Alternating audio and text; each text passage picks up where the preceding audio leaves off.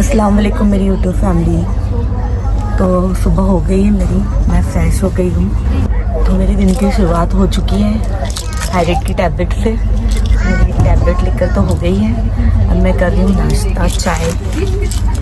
नाश्ते में पता नहीं कुछ बैगन के भजिया टाइप का है, तो खाकर देखिए। इस टाइप का है कुछ बैगन भजिया। अच्छा गरम गरम है। और चाय,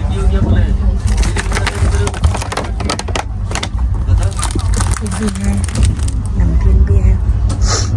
पहले चाय नाश्ता करती हूँ। और आज मैं बहुत लेट उठी हूँ क्योंकि ट्रेन का कुछ गलतफहमी हो गई थी, वो भी मैं आपको बताती हूँ। मैं कितने बजे उठी हूँ और गलतफहमी कैसे, जब तक मेरी चाय ठंडी हुई मैं चाय पहले पी लेती। तो मेरा नाश्ता हो चुका है। हाँ, वो बैगन के भजिए थे, भट्टे के भजिए। तो जैसे कि मैंने आपको बोली, हमारे घर में सगाई है, तो उसके लिए मैं शबुआ जी को छोड़कर निकली।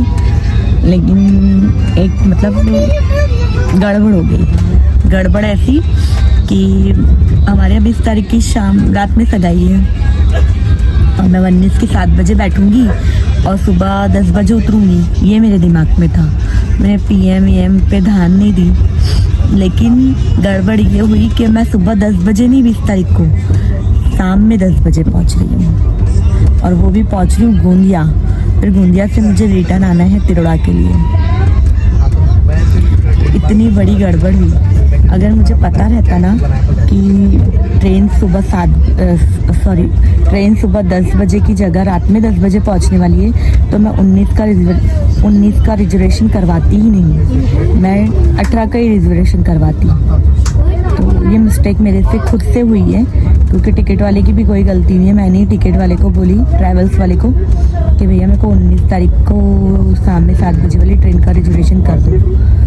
तो उनकी कोई ऐसी गलती है ही नहीं। ऊपर से मुझे ना थोड़ी सी हल्की सी सर्दी और बुखार भी लग रहा है। तो मैंने रात में एक पैरासीटामोल खाकर सोई थी। अभी भी अच्छा लगा मुझे। और मैं उठी भी बहुत लेट, 2:30 बजे उठी मैं, क्योंकि इतना लंबा सफ़र था। अगर मैं सुबह से उठकर बैठ जाती तो फिर मैं एकदम पागल जैसा लगता। मुझे नहीं होता ना इतने देर बैठना। तो नींद आ रही थी मुझे अच्छी, तो मैं अच्छे सो गई। और हाँ, जैसे मैं ट्रेन में बैठी और फिर मेरे को जब पता चला कि मैं रात में 10 बजे उतरने वाली हूँ, तो मैंने अपना दिमाग लगाना शुरू की। क्योंकि एक्चुअली में पता है क्या, रात में 3 बजे ट्रेन अहमदाबाद पहुँच रही थी। तो अहमदाबाद से फ़्लाइट थी 5:55 की, शायद 5:30 की या 5:55 की थी। तो मैंने ट्रैवल्स वाले से बात करी, तो 2 या 2.5 घंटे में वो नागपुर मुझे पहुंचा देती थी।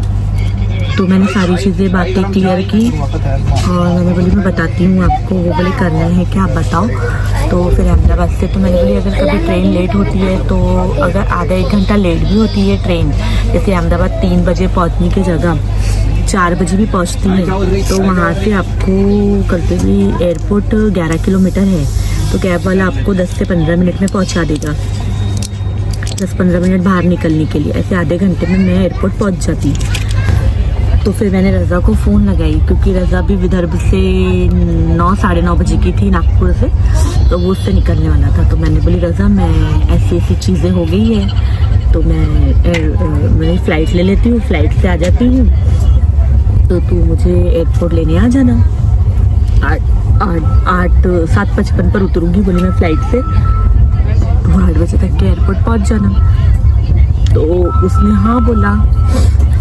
फिर बस मैं लगा ही रही थी ट्रैवल्स वाले को फ़ोन, तो उतने में रज़ा का फिर से रिटर्न से फ़ोन आया कि मम्मा नहीं, बोले आप एयरपोर्ट मत जाओ बोले, और फ्लाइट से मत आओ बोले, जो ट्रेन में बैठे हो बोले वही ट्रेन में बैठे रहो, मैं आपको गोंदिया लेने आ जाऊँगा। तो मैं देखी मैं आ जाती हूँ ना, तो नहीं आप वो एयरपोर्ट बंद है बोले। मैंने बोली नहीं, फ़्लाइट दिखा रही है, फ़्लाइट वाले नहीं, ट्रैवल्स वाले से मेरी बात हुई है, तो फ़्लाइट तो है। तो नहीं बोले, होगी भी बोले तो भी मत आओ बोले, क्योंकि फ्लाइट का इशू हुआ है, एक्सीडेंट हुआ है, मतलब उसका इशू हुआ है एक्सीडेंट का। तो मेरे को डर लग रहा है, तुम मत आओ फ्लाइट से। आप सगाई में आधा घंटा भी रहोगे तो भी चलेगा। अब 10 बजे पहुँचो, 11 बजे तक के सगाई में भी पहुँचेंगे, अब तो टेंशन नहीं है। उतना खास फ़र्क नहीं पड़ने वाला है, लेकिन आप फ्लाइट से मत आओ। तो बात ऐसी है कि बच्चे ने भी नहीं बोल दिया, फिर इसके पापा को भी मैंने पूछी तो उन्होंने होने का जवाब नहीं दिए थे। फिर मैंने रज़ा का सिचुएशन बताई तो अरे हाँ बोले, सही बोल रहा है बोले, वो बोले। पर ऐसा वो भी नहीं माने, क्योंकि देखो एक फ़्लाइट ऐसी हुई है साल में, और ट्रेन में तो सफ़र करते हैं तो इंडिया में इतनी ट्रेन के एक्सीडेंट होते हैं जिसकी कोई हद नहीं। 8-10 ट्रेन के तो हुए ही हैं साल भर में। तो फिर मैं सब चीज़ों को नहीं मानती, क्योंकि ऐसा है कि जब बहुत आगे हल्ला मिलती है तो आएगी। मैं सब चीज़ें नहीं मानती थी, पर ऐसा है कि अगर किसी ने टोक दिया है नहीं का, तो भी घर वाले स्पेशली वैसे भी मैं जाऊँगी तो आधे एक घंटा भी रुक सकती हूँ सगाई में। घर की है, टेंशन नहीं है। लास्ट में वैसे भी घर वालों का काम रहता है, तो फिर मैंने कैंसिल की। मैंने बढ़िया से खाना खाई रात में, खाना खाने के बाद अपनी दवाई ली, अपना चेंज वेंज की और फिर आके बिस्तर पे सो गई। 1-1.5 घंटा फ़ोन चलाई। 1-1.5 घंटा फ़ोन चलाने के बाद में मैं जो सोई हूँ तो मैं सीधा उठी हूँ 2-2:30 बजे। देख सकते हो मुझे फ्रेश भी लग रहा है, नींद भी अच्छी हुई मेरी, और नाश्ता वगैरह चाय सारी चीज़ें हो गई। और अब खाना आकर रखा है वेज पुलाव, तो अभी तो इच्छा नहीं हो रही है खाने की। और अभी बज रहे हैं पता है 4:18। तो आधे घंटे के बाद मैं खाना खा लूँगी, लेकिन अच्छा लग रहा है मुझे। तो ऐसी वाली मेरी जर्नी थी, क्योंकि कन्फ्यूजन बहुत हुआ मुझे। अभी मैं ये कन्फ्यूजन याद रखूँगी, दोबारा मैं ये ऐसी गलती नहीं करूँगी, क्योंकि ये गलती नहीं होती थी मेरे से। क्योंकि एक्चुअली में पता है कि रात में 10 बजे पहुँचने को कुछ नहीं है, सब सगाई में होंगे, मेरे को लेने कौन आएगा, ये प्रॉब्लम है। क्योंकि मैं मतलब तिरोड़ा के रेलवे स्टेशन पे उतर रही थी, तो मैं मान सकती थी कि हाँ चलो हो जाएगा मैनेज, लेकिन मेरे आधा पौन घंटा मुझे गोंदिया में लेने आने के लिए लगेगा लोगों को सगाई छोड़ के। घर की सगाई मतलब बाजू में ही सगाई है, जेठ के बेटे की बेटी की। तो अभी देखते हैं क्या पॉसिबल। मैं तो दुआ कर रही हूँ अल्लाह ताला से कि गाड़ी तुमसर में रुक जाए, या तो फिर तिरोड़ा में बाई चांस रुक जाए तो मैं उतर जाऊँ, तो मेरे बच्चों की मेहनत बच जाएगी। आई होप ऐसा ही हो। मैं तो दुआ करी अल्लाह से कि कम से कम अल्लाह ताला इतना तो साथ दे। तो दिखाती हूँ मैं आपको, उतरती हूँ तो अभी पहले खाना खाती हूँ। अल्लाह हाफिज़। गाइस मैं पहुँच चुकी हूँ गोंदिया। गुरु भी आया है मुझे लेने के लिए, मेरा सामान भी चारा लेकर जा रहा है। सोनू भैया इधर देख, ए सोनू भैया चलो। और हाय करता है। चलो खैर सब लोग सगाई में बिजी है। सोनू भी आया तो सही लेने के लिए।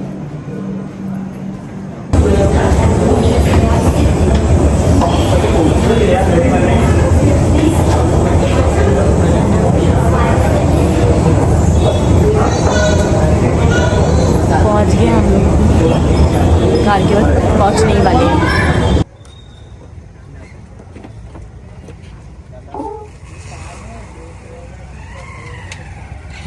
तो गाइस अब हम लोग पहुंचते तिरोड़ा, फिर तिरोड़ा जाकर मैं आपसे घर पर बात करती हूँ। वैसे तो डायरेक्ट मुझे तैयारों के फंक्शन में ही जाना है, जल्दी से जल्दी पहुंचने की कोशिश कर रही हूँ। फिर भी यहाँ से आधा घंटा 25 मिनट तो लगेगा ही। बाप रे, तुम अभी अजमेर से उतरी, तुमने निकाले कैसे? हाँ आ गई मैं, बहुत जल्दी पहुंची ना। नहीं अभी चलेंगे, अपन मिल गया तो उनसे दुल्हन नहीं मिस किया कि पहले ये बता।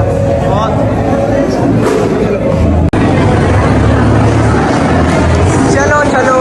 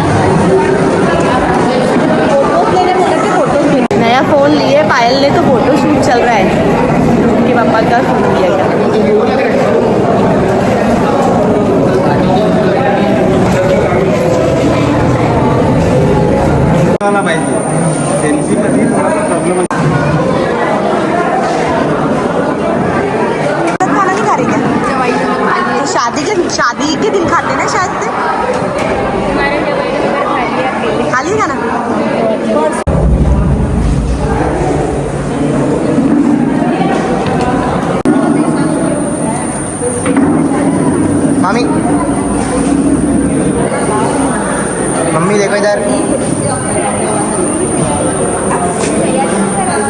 देख रहे क्या? इधर नहीं देख रहे?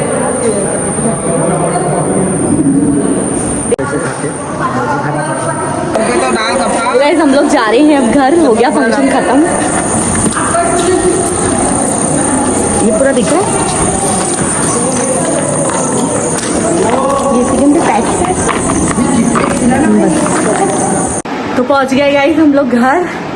और घर की हालत देखते, घर की हालत दिखाती हूँ आपको कैसी है मेरे नहीं रहने पर। बैक कैमरे पे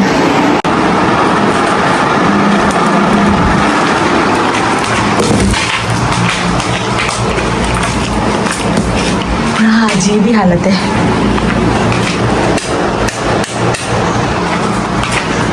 ये सब समेटना पड़ेगा। ये गिफ्ट है दूल्हे वालों की तरफ से, मेरे को तो बहुत ही अच्छा लगा, सुंदर लग रहा है।